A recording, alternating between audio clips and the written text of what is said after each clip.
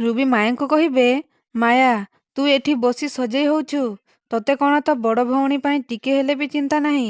ତାପରେ ମାୟା କହିବେ, କ'ଣ ହେଇଛି ଦିଦି? ତାପରେ ରୁବି କହିବେ, କ'ଣ ନ ହେଇଛି ସେଇଆ ପଚାର। ଦିନ ସାରା ତ ସେ ବୁଢ଼ୀ ମୋ ଉପରେ ଯାହା ଅତ୍ୟାଚାର କଲା, ରାତିରେ ଗୋଟା ଯାକ ଖଟ ମାରି ବସି ଶୋଇଲା। ଅଧା ରାତିରେ ଟିକେ ଜୋରରେ ନିଦ ହେଇଛି ନା ନାହିଁ ଏମିତି ଧକ୍କାଟେ ପକେଇଲା ଯେ ଆମେ ମା ଝିଅ 2 ଜଣ ଯାକ ତଲେ ଦଲ ଦଲ ହେଇ ପଡ଼ିଲୁ। ଖାସ୍ ତାରି ପାଇଁ ମୁଁ ସାରା ରାତି ହଲରେ ଶୋଇଲି। ତଥାପି ସେ ବୁଢ଼ୀର ମନ ଶାନ୍ତି ହେଲାନି ଯେ ରାତି ନ ପାହୁ ପାହୁ ମୋତେ ଆସି ବହେ ଶୁଣେଇ ସାରିଲାଣି। ତାପରେ ମାୟା କହିବେ, ଦିଦି ତୁ ବି ଅଯଥାରେ ଜିଦି କରୁଛୁ। ଆରେ ପିଇସୀମା ବୁଢ଼ୀ ଲୋକ, ତାଙ୍କର ବୟସ ହେଇଗଲାଣି, ତାଙ୍କ କଥାକୁ ତୁ କାହିଁକି ଧ୍ୟାନ ଦଉଛୁ? ପିଇସୀମା ଯାହା ବି କୁହନ୍ତି ଘରର ମଙ୍ଗଳ ପାଇଁ କୁହନ୍ତି, ଏ ଘରର ଶୃଙ୍ଖଳା ରଖିବା ପାଇଁ କୁହନ୍ତି। ତୁ ତାଙ୍କ କଥାକୁ ଧ୍ୟାନ ନ ଦେଇ ଥରୁଟିଏ ତାଙ୍କ ହୃଦୟକୁ ଦେଖ, କେତେ ଭଲ ସିଏ। ତାପରେ ରୁବି କହିବେ, ତୁ ହୋସରେ ଅଛୁ ତ ମାୟା? ତୁ କ'ଣ କହୁଛୁ ନିଜେ ବୁଝିପାରୁଛୁ ତ? ଆରେ ତୁ କ'ଣ ଭୁଲିଗଲୁ ତୋର ଏଇ ଭଲ ଆଉ ହୃଦୟବାନ ପିଇସୀମା କାଲି ସମସ୍ତଙ୍କ ସାମ୍ନାରେ ତତେ କେମିତି ଇନସଲ୍ଟ କଲେ, ସେ ପୁଣି ପଲ୍ଲବୀ କଥାରେ।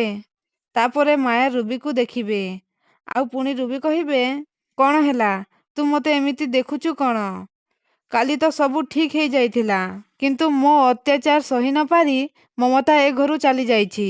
ଏ କଥା ପିଇସୀମାକୁ କହିଲା କିଏ? ସେ ପଲ୍ଲବୀ ନା? ଏହାପରେ ମାୟା କହିବେ, ପଲ୍ଲବୀ ନୁହେଁ ଦିଦି, ଆଦର୍ଶ ସେ କଥା କହିଛି। ତାପରେ ରୁବି କହିବେ, ହଁ କିନ୍ତୁ ଏ କଥା ଆଦର୍ଶ ମୁଣ୍ଡରେ କିଏ ପୂରେଇଛି? ସେ ପଲ୍ଲବୀ ନା?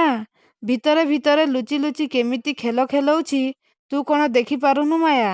ପିଇସୀମାଙ୍କୁ ଘରକୁ ଡାକିବା ପଛରେ ତାର ଅସଲ ଉଦ୍ଦେଶ୍ୟ ହେଉଛି ମମତାକୁ ସେ ଏ ଘରକୁ ଫେରେଇ ଆଣିବ। ସେଇଥିପାଇଁ ତ ବୁଢ଼ୀ ଏ ଘରେ ପାଦ ଦଉ ଦଉ ମମତାକୁ ଡାକ ଘୋଷି ହଉଛି।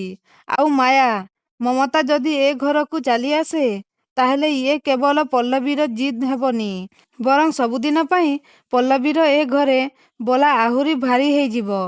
ତାପରେ ସେ ତତେ ଆଉ କାହିଁ ଖାତିର କରିବ? ଥରେ ଭାବେ ମାୟା, ତୁ ପୁଣି ଯିବୁ ମମତାକୁ ଡାକିବାକୁ, ତା ମାନେ ମମତା ଆଗରେ ତତେ ମୁଣ୍ଡ ନୁଆଇବାକୁ ପଡ଼ିବ, ତା ଗୋଡ଼ ଧରିବାକୁ ପଡ଼ିବ, ଯୋଉଠିକି ତୋର ଏଥିରେ ଟିକେ ହେଲେ ବି ଭୁଲ ନାହିଁ। ତୁ ବଡ଼ ହେଇ ସାନର ଗୋଡ଼ ଧରିବୁ, ତାହେଲେ ଏ ଘରେ ତୋର ଇଜ୍ଜତ କୋଉଠି ରହିବ କହ?